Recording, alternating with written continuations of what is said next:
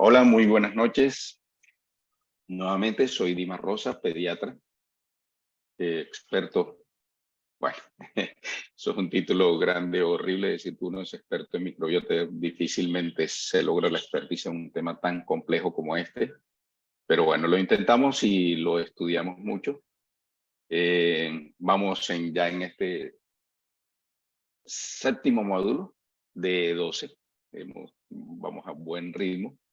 Y entonces, hoy el tema va a ser un tema bastante agradable, sobre el que se pregunta mucho, sobre el que siempre en los momentos en las conferencias están preguntando sobre él, que es cómo influencia la dieta en la microbiota humana y por ende cómo influencia esto en la salud. Quiero empezar no sin antes dar nuevamente el agradecimiento a Endifarma y a la Universidad Autónoma de Centroamérica y a la Facultad de Medicina por hacer todo esto posible, por hacer el apoyo y por respaldar y darle validez a este curso avalado por GICAM, organizado por el doctor Jorge Martínez, secretario general de la Junta Directiva de GICAM, y a todos ustedes por estar aquí semana tras semana. Quiero empezar diciéndolo que existen muchos factores que influencian en la microbiota, pero principalmente se han determinado que son la edad, la dieta, el uso de antibióticos y otros medicamentos, pero los antibióticos siguen siendo los primordiales impactadores de la microbiota. Se ha discutido mucho sobre el tema de la genética y de la fisiología del organismo, de las condiciones básicas de salud de cada persona, porque sabemos que existe una asociación entre microbiota y salud, pero todavía nos queda un poquito difícil saber la relación, la dirección directa de esta causalidad. Hay muchas cosas afuera que cambian el medio ambiente. Y aunque podemos ganar nuevos microbios durante nuestra vida, la mayoría de los cambios que ocurren en la microbiota por toda esta cantidad de factores son cambios en las abundancias relativas de los microbios que ya están en nuestros intestinos. Es decir, terminamos teniendo más o menos diferentes tipos de bacterias, pero muy seguramente no vamos a modificar mucho la microbiota después de estos años iniciales sobre los que hemos hablado en las conferencias anteriores y que vamos a repasar en el día de hoy. Vamos a imaginarnos cómo es que esto impacta, cómo es que todos estos factores impactan, especialmente el de la dieta. Y nos vamos a imaginar que tenemos muchos microbios en el intestino, pero solamente hay un montón de microbios que están representados aquí en esos dibujitos rojos.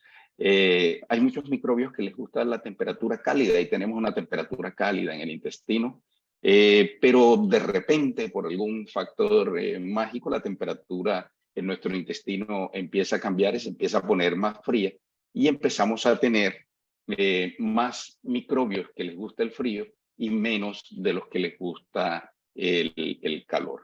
Muy probablemente nunca vamos a tener esos cambios de temperatura en nuestro intestino, pero sí vamos a tener modificaciones importantes, especialmente en el tema de la dieta.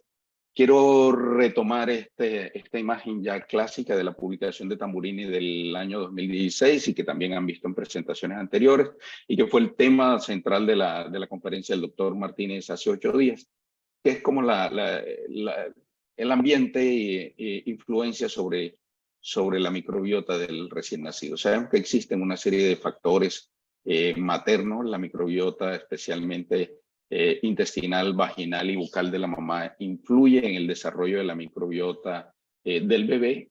Vuelvo a reiterar, no porque haya microorganismos, pero sí existen no porque haya microorganismos ni en placenta ni en líquido amniótico como llegamos a pensar hace pocos años, pero sí existen una serie de metabolitos que son capaces de traspasar esa barrera placentaria y que ayudan en la modulación del desarrollo de la microbiota de este bebé al nacer, porque el bebé realmente nace estéril. Y al momento del nacer vamos a tener otros factores, entonces el bebé que nace por parto vaginal va a tener más lactobacilos, mientras que los bebés que nacen por cesáreas tienen más bacterias típicas de la piel, como los estafilococos, los propionobacterios. Y luego vamos a tener un bebé menor de 1 año de edad que inicialmente es alimentado con leche materna, pero también reciben fórmula infantil y va a haber un momento en el que reciben una dieta complementaria. El consumo de fórmula, ya sea por el uno o por el otro, casi siempre está predominado por las bifidobacterias y por los lactobacilos. Hay unos cambios nuevamente en la riqueza, en las proporciones, en la abundancia, en la variabilidad de los bebés que son alimentados con fórmula, que son diferentes a los bebés que son alimentados con leche materna. Pero esto no es solamente, es un impacto potente, importante, que es el que estamos revisando en el día de hoy, pero esto va junto con otra cantidad de factores, que son los antibióticos, las condiciones genéticas, el medio ambiente, y hay que tener en cuenta que esta microbiota de nosotros es capaz de cambiar día a día, en la medida en que se va encontrando con gente nueva, en la medida en que se va encontrando con gente nueva, alimentos nuevos, condiciones nuevas, medio ambiente nuevo en general. Y termina modulando una dieta, una microbiota hacia alrededor de los 3 años de edad aproximadamente. Y es el mismo periodo en el que el niño ya está adquiriendo una dieta muy similar a la dieta del adulto y tiene una microbiota como la del adulto, que va a tener modificaciones. Claro que va a tener modificaciones, lo estamos diciendo cada día, pero que básicamente en esencia es la misma que lo va a acompañar hasta el resto de sus días. En esta gráfica vemos a un niño, un solo único niño, al que se le hizo secuenciación del 16-RNA. Recordemos que este 16S es un gen que está en absolutamente todas las bacterias y arqueas, lo que antes llamábamos procariotas, pero no está en los eucariotes, no está en nada más. Nos sirve mucho para caracterizar qué tipo de microorganismos tenemos puntualmente, bacterias y arqueas. ¿Qué tipo de bacterias y arqueas tenemos componiendo nuestra microbiota? Porque es un gen que lo tienen todos y que tiene unas pequeñas modificaciones que cada especie, que cada género ha ido adaptando de acuerdo a la evolución. Entonces, cuando nosotros vemos esas pequeñas modificaciones, podemos saber qué tipo de bacterias tenemos, porque es cómo ha ido sucediendo a través de la evolución de los microorganismos. Este es un solo niño al que se le aplica se le toman muestras muy seguidos durante los primeros casi 3 años de edad, y empezamos a ver cómo varía la microbiota al principio. Entonces es muy interesante porque esto no necesita control, no necesita más niños, sino simplemente cómo se comportó la microbiota en un bebé durante 1 año. Este bebé recibió leche materna exclusiva durante los primeros meses. Los numeritos que están abajo son en días, y los colores son los principales filos bacterianos que tenemos ahí en la microbiota. Alguien de ustedes por allá debe estar diciendo, sí, pero usted nos dijo que eran 5 filos. Sí, hay 5 filos predominantes. Aquí no están aparecen los 4 filos bacterianos principales, las actinobacterias, bacteroidetes, los firmicutes y las proteobacterias. Vemos en los primeros meses de edad que tenemos una predominancia de los firmicutes. Siempre hemos dicho que en los primeros días las actinobacterias, que son los filos donde pertenecen las bifidobacterias son predominantes, de pronto no son predominantes dentro de su propia diversidad, pero si lo comparamos con otras edades sí es predominante. Y además hay algo de proteobacterias. Al día 92 registran aquí que este niño tiene un periodo de fiebre y vemos cómo aumentan las proteobacterias, pero al final de este periodo febril, después, una semana después, tiene un aumento de actinobacterias, de bifidobacterias. Lo que llama la atención es que varía mucho, sube, baja. Por acá, hacia el cuarto, quinto mes, empieza a recibir cereal de arroz, y más o menos entre el quinto y sexto mes empieza a recibir fórmula por primera vez y empieza la dieta complementaria, y ven ustedes cómo empieza a cambiar y a variar la microbiota desde la primera semana después de haber iniciado la dieta complementaria, con un aumento importante de los bacteroidetes. Como todo niño, casi todo niño, y lastimosamente tiene uno que decir todo, casi todo, antes del primer año de edad han recibido algún antibiótico. Es muy difícil que un niño pase el primer año de edad sin que alguien le formule un antibiótico. Este recibió en el octavo mes, un tratamiento con amoxicilina, y después, más adelante, sobre el añito de edad, vuelve a recibir otro tratamiento con Cefdinir. Y antes de terminar el año de edad, ya no recibe más leche materna, más leche humana, ni recibe más fórmula infantil, y comienza el pasadito el año de edad la fórmula de vaca, y empieza la dieta, empieza a integrarse la dieta del adulto. Lo que vemos aquí nuevamente, la proporción, el aumento de la proporción de los bacteroidetes, apenas suceden estos cambios, pero ya la secuenciación aquí no es tan frecuente. Ustedes ven que ya los números se van espaciando más, y de aquí a acá hay 400 días. Y la composición de la microbiota no cambia. Entonces, una vez más, en este ejemplo de un solo niño, vemos que durante el primer año de edad hay una variación importante, y tan pronto alcanzan la dieta del adulto, su microbiota se establece y alcanza un punto con el que van a vivir el resto de sus días. Hay muchos de estos factores que nosotros no podemos modificar para tener una microbiota sana, como la edad. No podemos evitar envejecernos, pero sin embargo podemos influir en otros impactos en la microbiota intestinal, y la dieta definitivamente es un gran ejemplo. Y hemos visto que tanto los efectos dietéticos a largo plazo como los cambios a corto plazo en la dieta conducen a cambios en los tipos de microbios que uno tiene.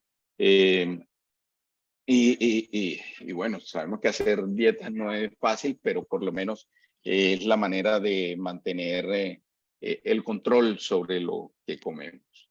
Este es un impacto que se ve a largo plazo, y esto se repitió en varios estudios, y también lo ha mencionado el doctor Martínez previamente, donde vemos que dependiendo del tipo de alimentos que se recibe, se va a variar la composición de la microbiota. En este estudio, lo que se puede ver es que la gente que comía muchos carbohidratos como pasta, papas, azúcares, tendieron a tener una mayor cantidad de Prevotella, que es el gráfico que vemos aquí a la derecha, mientras que las personas que comían muchas proteínas, especialmente carne, tendían a tener muchos bacteroides, que es lo que vemos en el gráfico de la izquierda. Esto se hizo un estudio que se ha vuelto referente, tópico, y que también se ha mencionado aquí más de una vez, que fue el que hizo liderando Tania Yatsunenko en el año 2012, pero donde también participaron investigadores como María Gloria Domínguez Bello, donde participó, donde los datos fueron manejados por investigadores como Rob Knight, y lo que hicieron básicamente fue recoger muestras de regiones distantes y con condiciones culturales bastante diferentes. La doctora María Gloria recogió entre los indígenas Guaíbo, en la selva venezolana, en las poblaciones de Platanillal y Coromoto, mientras que la doctora Tania recogió muestras alrededor del lago de Malawi, en Malawi en 4 poblaciones, y el equipo de ROMNAE recogieron muestras en San Luis, Filadelfia y en Boulder. Y luego estas microbiotas fueron representadas gráficamente en este gráfico que ven allí. Vemos resaltados en azul los americanos, los norteamericanos, en verde a la población indígena de los Guaíbos, y en rojo los malawíes. Cada puntico de esos que ustedes ven allí son diferentes tipos de bacterias para saber cómo qué tantas bacterias tienen. Eso se llaman los OTUS, las unidades taxonómicas operacionales, que lo que hacen es agrupar, dependiendo de los hallazgos y secuenciamiento del gen 16S, y todos los que tengan 97% de similitud, lo ponen dentro de un puntico, y cada puntico agrupa. Miren que ya ni siquiera estamos hablando de nombres de las bacterias, sino que estamos hablando de las modificaciones genéticas que tiene, y de esa manera lo agrupamos. Lo que queremos decir es que dentro de cada muestra, este que está aquí abajo son un grupo bacteriano, y luego viene otro que tiene una similitud más cercana, o luego otro que tiene una similitud más cercana. Y estos grupos bacterianos que están aquí arriba son diferentes de los que están abajo. Esto es lo que llamamos diversidad alfa, que es lo que nos muestra cuánta diversidad bacteriana existe dentro de una misma muestra. Lo primero que nos llama la atención en ese gráfico es que justo antes de los 3 años que estamos hablando, existen como más tipos de bacterias, en que la conclusión al final puede ser que la diversidad en adultos se aumenta. Lo que vemos inicialmente en este gráfico es que las bacterias que se representan aquí tienen una diversidad más amplia. Tenemos otros que denominaron 200 y otros por aquí arriba. Pero lo más importante es que uno nota allí es que todos están juntos, todos están revueltos. Tanto las muestras tomadas de americanos, como las tomadas en Malawi, como las tomadas en Venezuela, todas las muestras comparten las mismas características, los mismos gérmenes, el mismo tipo de composición de la microbiota, y es más amplia. Pero en la medida en que crece, uno ve que desaparecen algunas OTUS aquí, es decir, son unos microorganismos, como vimos en el gráfico anterior, que en la medida en que avanzamos en edad ya no están tan frecuentes arriba en la edad. No me atrevo a decirlo, pero podemos especular que es probable que las bifidobacterias estén por aquí y empiezan a desaparecer más adelante. Pero también lo otro que notamos allí es que la diversidad bacteriana de los americanos se separa un poco de la diversidad bacteriana de los que están en Malawi y de los que están en Venezuela. Y quiero mostrarles antes cómo son las condiciones de estas 3 poblaciones que estudiaron. Estos son los indios guaíbos, así viven en Venezuela, comparten una sola casa que solamente de una manera particular tienen como techo alrededor. Allí preparan sus alimentos en el suelo, una preparación comunitaria, todos están ahí, tienen estas costumbres de perforarse la cara, y tienen unos rituales todavía muy ancestrales vigentes. Y esta es la similitud con lo que encontramos en la población de Malawi, que también se cocina de esta manera. Los alimentos son predominantemente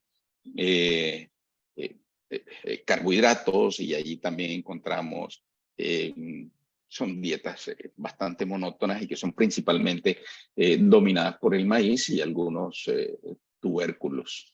Y bueno, nadie tiene que, esto lo conocemos más, cómo es la vida americana, cómo son nuestros rituales, que son diferentes, cómo es nuestro tipo de vivienda, cómo es de diferente de este lado, y también de diferente lo que se come. Cuando se analiza y se comparan los microbios, las composiciones microbianas de estos individuos entre sí, la composición microbiana de los americanos definitivamente es absolutamente diferente. Esto que ven aquí ya no son OTUS, Ya cada puntico allí representa a un individuo con todos los microorganismos. Antes teníamos muchos microorganismos representados en lotecitos diferentes. Aquí lo que tenemos son individuos. Aquí tenemos la comunidad microbiana de un individuo, mientras que acá tenemos la de otra. Y existen unos métodos fantásticos matemáticos que nos ponen todos en estos análisis de coordenadas principales y que nos representan gráficamente qué tanto se parece una muestra de un individuo a la otra, y que se pueden generar planos incluso en tres dimensiones, y por estos computadores incluso en más dimensiones. La microbiota de este individuo es muy similar a la de este, pero es muy diferente a la de este y es absolutamente diferente a la de este. ¿Qué influencia en eso? Muy probablemente todo lo que hemos mencionado: el ambiente, el ritual, el dormir, el estrés, el sedentarismo, el tener que salir a cazar o no tener que salir a cazar, o simplemente irse a un pub a tomarse cerveza con hamburguesas. Esto hace mucha diferencia en la constitución de nuestra microbiota. Ahora, en este mismo estudio, no solamente se analizó la composición de la microbiota, y no solamente se analizó el gen 16S, sino que también se hizo esta técnica que se llama de shotgun de escopeta. Es decir, no solamente analizaron el 16S, sino que también analizaron otros genes que tienen otras funciones. Recordemos un poquito. Los genes son los que contienen la información y las instrucciones que se transmiten a través del RNA mensajero para llevarlo al sitio donde se fabrican las proteínas, y que cada proteína tiene una función específica y una condición, tiene una tarea que se le impuso desde el mismo gen. Este es un gráfico que aparentemente es difícil de ver, pero no lo es tanto. Vamos a mirarlo con mucha calma. Esta línea azul representa nuevamente a las muestras tomadas en Norteamérica, y todos los que están aquí abajo son genes recogidos en diferentes individuos americanos, pero fíjense que todos se agrupan allí. Estamos hablando aquí de población adulta. Y los que están aquí debajo son los, debajo de los rojos los malagüíes, y debajo de los verdes los venezolanos. Y lo primero que uno nota, bueno, vamos a mirar primero esta columna aquí a la derecha, que en rosado, todos estos genes que están aquí son genes que codifican proteínas que se encargan del metabolismo de los aminoácidos. Y estos que están en azul representan genes que codifican el metabolismo de los carbohidratos. Y luego la última parte que tenemos que mirar en este gráfico es que todo lo que se representa en amarillo quiere decir que es abundante. Y lo que se representa en azul quiere decir que es poquito. Lo que está debajo de los americanos en amarillo es abundante, y lo que está en azul es poquito, dependiendo de cada gen. Lo primero que uno nota ahora sí es que hay una marcada diferencia entre la composición genética de los, en esto que tiene que ver con la alimentación de los americanos, con estas otras pruebas, con estas otras poblaciones aún primitivas con costumbres ancestrales.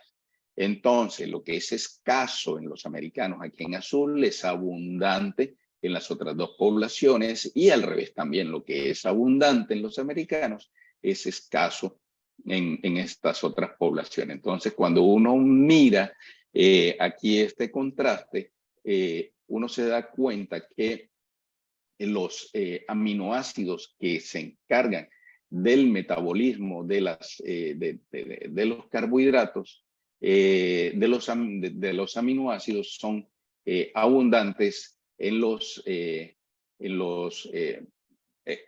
americanos, mientras, discúlpeme, me regreso.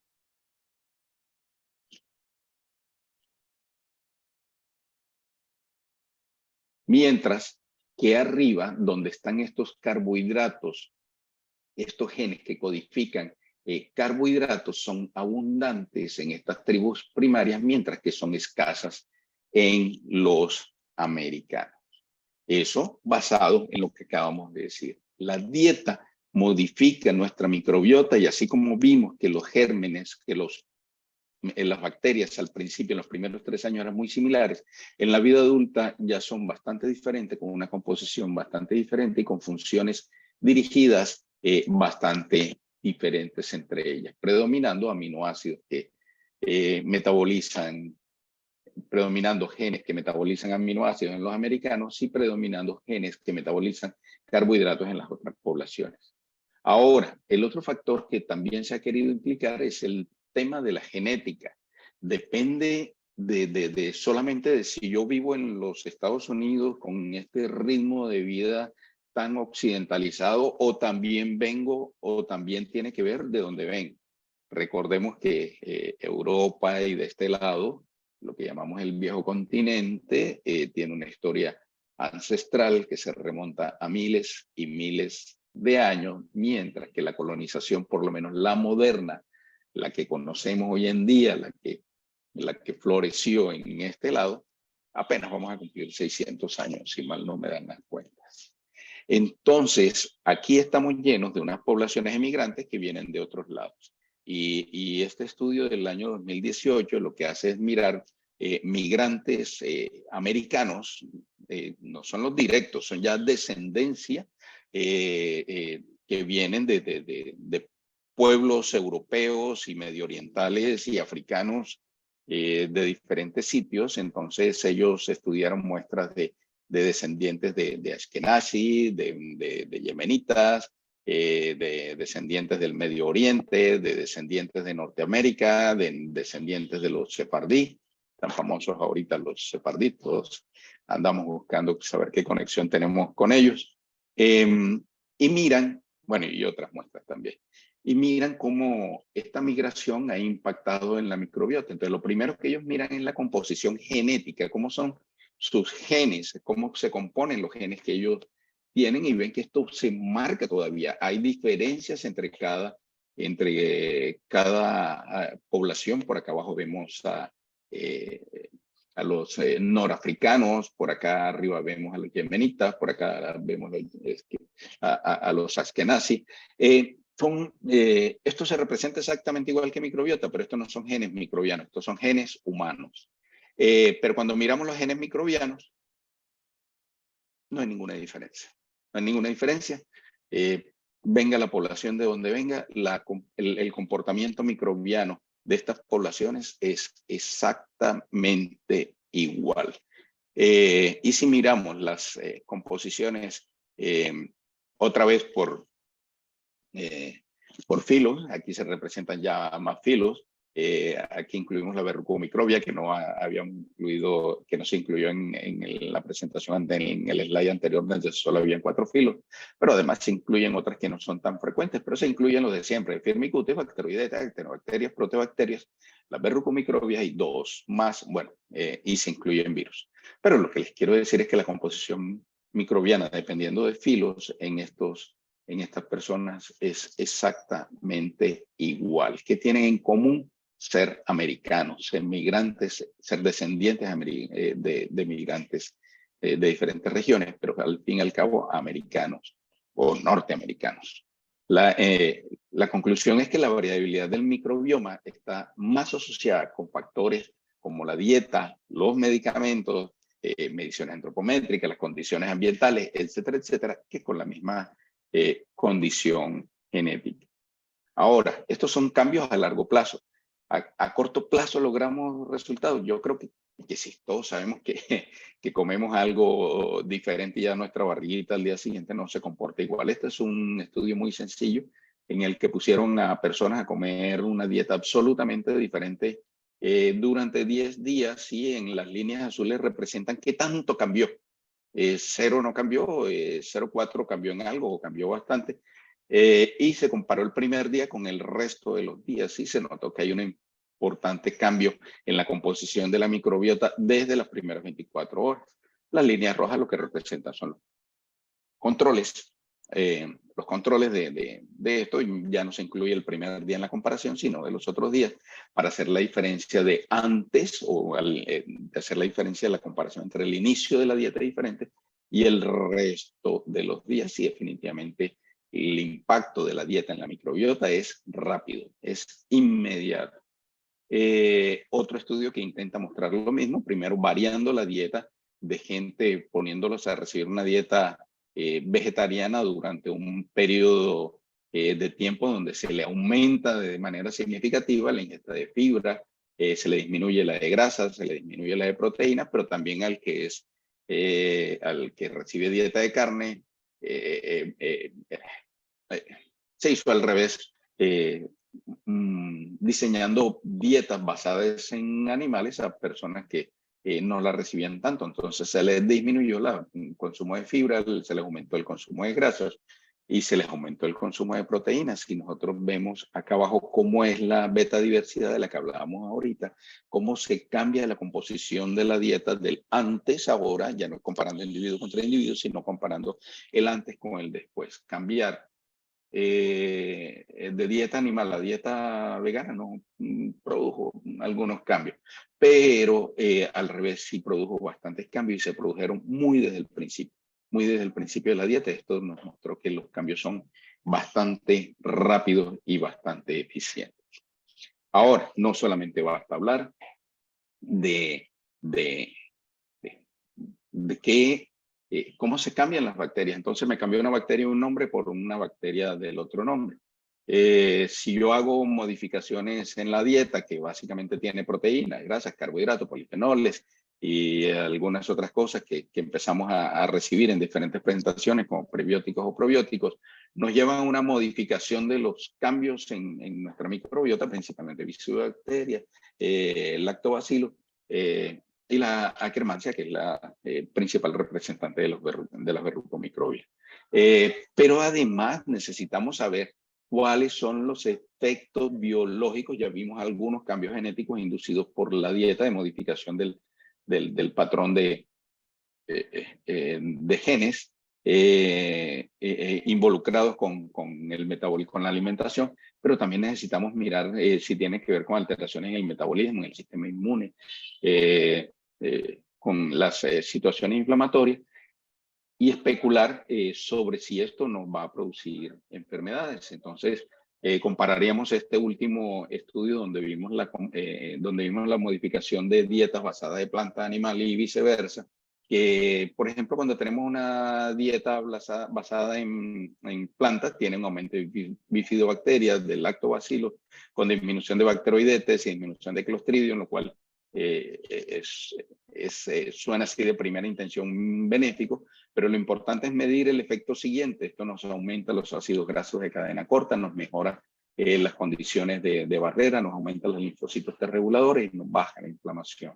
Mientras que la dieta basada en animales nos hace exactamente lo contrario, aumenta bacteroidetes, Alistípedes, Bilófila, Ruminococcus, y nos bajan las bifidobacterias, que nos aumenta el TMAO, nos disminuyen nuestros amigos del alma, nuestros ácidos grasos de cadena libre, y nos predisponen a enfermedades como enfermedad cardiovascular o el síndrome de intestino irritable.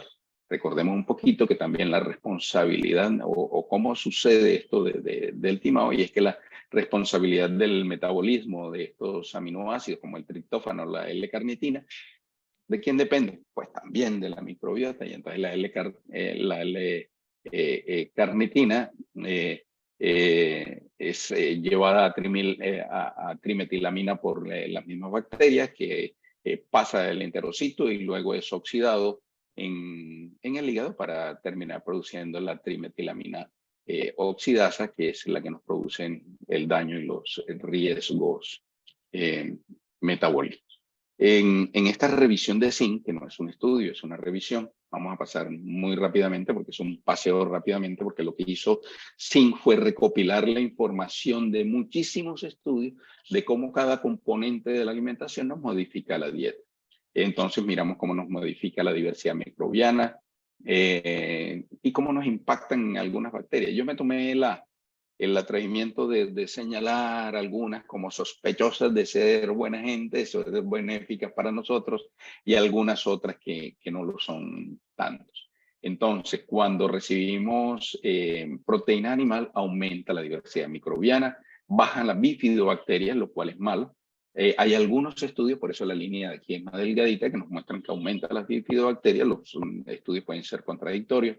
Nos aumentan los bacteroides, lo cual su proporción nos hace que sea malo. Aumenta los Alistípila, Bilófila, los Clostridium y disminuye algunos otros. Cuando es el extracto de proteína whey, los efectos tienden a ser benéficos, y cuando son extractos de proteína vegetal también son benéficos. Y las grasas, bueno, recuerden que las grasas tenemos de todo. Tenemos aquí el huevito frito, la tocineta, las salchichas, pero también tenemos grasas benéficas como la del salmón, el aguacate, los granos, aceite de oliva, etcétera, etcétera. Entonces las grasas, bueno, nuevamente recalco algunas sospechosas de ser buenas. Eh, la dieta alta en grasa, efectos nocivos. La dieta baja en grasa, bien. Cuando consumimos dietas grasas, saturadas, nos producen efectos contradictorios porque aumentan algunos gérmenes y algunos otros no. Y cuando son las insaturadas, que son las grasas vegetales, todos los efectos son benéficos. En resumen, grasas insaturadas aumentan estreptococcus, lactobacillus, bifidobacteria y nuestra superamiga, la Akkermansia mucinifera, que producen efectos en el control de la activación de los Toll-like receptors y de la inflamación a través del tejido adiposo blanco, que llevan a una disminución del colesterol y del colesterol total y la LDL, mientras que las grasas buenas aumentan las bacteroides, la bilófila y el Faecalibacterium praunici, otro gran amigo nuestro, que tiene efecto de controlar la sensibilidad a la insulina, pero tiene efectos positivos sobre el control de los Toll-like receptors, de la inflamación mediada por grasa, y entonces nos lleva al control del colesterol total y del LDL. ¿Y los edulcorantes naturales y artificiales en la microbiota intestinal? Pues de todo. Glucosa, fructosa, sucrosa y las naturales, todas mejoran las bifidobacterias, efectos benéficos. Dicho de alguna manera, pareciera que las azúcares naturales, glucosa, fructosa, sucrosa, etcétera, son benéficas para nuestra salud. El gran problema es la gran cantidad de calorías que produce. Y en los carbohidratos no digeribles, en las fibras, pues se aumenta la abundancia bacteriana, aumenta la riqueza genética de los genes, aumentan los lactobacilos, las bifidobacterias, disminuyen los clostridiales, disminuye enterococcus, lo cual es bueno, etcétera, etcétera. Resumen, efecto benéfico. Y los probióticos en general, porque dentro de tanta gama, insistimos mucho en la cepa de especificidad, pero lo que encontraron en este estudio es efectos benéficos a todo nivel en el tipo de microbiota que tenemos. Los polifenoles, bueno, qué buena noticia, también son buenos amigos. Aquí tenemos otra serie de problemas diferentes, sobre todo con estos dos amigos del centro, pero pues saben que en teoría, tienen efectos benéficos, pudieran tener efectos benéficos sobre la salud. Y los tipos de dieta, entonces tenemos la dieta occidental, la dieta mediterránea y una dieta que nos hemos inventado y fortaleciendo cada vez más, que es la dieta libre de gluten. Eso amerita otro capítulo en discusión. La dieta occidental, efectos aparentemente malos en todos los aspectos, mientras que la dieta mediterránea todos conocemos que es la de mejor reputación en mejorar nuestra salud, nuestra microbiota. Y estas dietas restrictivas de gluten tienen un impacto pero bastante negativo en nuestra microbiota. Otra vez, el mismo resumen: dieta occidental disminuye bifidobacterias, disminuye lactobacillus, disminuye eubacterias, aumenta bacteroides, aumenta enterobacterias. Esto nos lleva a problemas de salud cardiovascular, a más factores de inflamación, diabetes mellitus, obesidad. Y la dieta libre de gluten también produce disminución de bifidobacterias, lactobacillus, eubacterias, y aumentan las enterobacterias. La dieta mediterránea mejora todo y nos mejora nuestra salud. Los resultados ya medidos en parámetros de inmunidad, hablando de ácidos grasos de cadena corta, Toll-like receptor, todo lo que si nos aumenta interleuquina A, nos aumenta inmunoglobulina A, nos aumenta ácidos grasos, es benéfico. Entonces tenemos ahí los efectos de los prebióticos, de los probióticos, de los polifenoles, de las grasas insaturadas, de las grasas saturadas, de la proteína animal y de la proteína vegetal. ¿Y cómo le va a los parámetros metabólicos, al colesterol, al LDL, al HDL? Con los prebióticos y probióticos les va muy bien, con los polifenoles también, las grasas insaturadas también, las grasas saturadas mal. El resultado de la proteína animal siempre es controvertido, y el de los endulzantes artificiales también, a pesar de no sigue produciendo el mismo efecto del azúcar en los problemas de sensibilidad de la insulina. Y para cerrar, un par de palabritas muy resumidas, porque todos piensan que alimentos son saludables, porque aquí pareciera que uno no puede comer absolutamente nada. Yo no estoy haciendo ningún tipo de recomendación, solamente estoy mostrando resultados encontrados en diferentes estudios, como nuestra dieta modela nuestra microbiota inicial y como nuestra dieta de adultos mantiene un balance adecuado de esta microbiota, que a lo mejor no la vamos a poder cambiar, pero sí podemos cambiar su balance para tener mejores efectos en metabólicos y de salud más adelante, pero el diseño de la dieta creo que sí vamos a tener que preguntar. Los alimentos fermentados han cobrado muchísima reputación y se habla de si son probióticos o no son probióticos. En general, uno puede asumir que son alimentos bastante saludables. Se hace la recomendación de al menos una porción de alimentos fermentados un día. Y si respecto a la pregunta de si son probióticos o no probióticos, solo los lácteos fermentados como el yogur y algunos tipos de kéfir pueden catalogarse como probióticos gracias a que tienen efectos positivos en la salud gastrointestinal. No es que los otros no los tengan, es que estos tienen efectos positivos demostrados y que se han realizado a través de estudios. Y antes de mostrarles resultados, quiero mostrarles muy rápidamente que la utilización de alimentos fermentados producen una variación muy leve, muy sutil en la composición de nuestra microbiota. Este es un gráfico que le toca a uno mirarlo toda una tarde con calma y con café, por lo menos un par de café. Pero lo que se da cuenta, si uno mira acá en la forma de resumirlo sencillamente, cuando lo ponen en puntos logarítmicos, sí hay una diferencia de mejoría, de variación de la microbiota entre los consumidores de alimentos fermentados y los no consumidores, que es pequeña. En lo que encontraron, el único punto donde se encontró un resultado positivo importante es en la producción del ácido linoleico conjugado.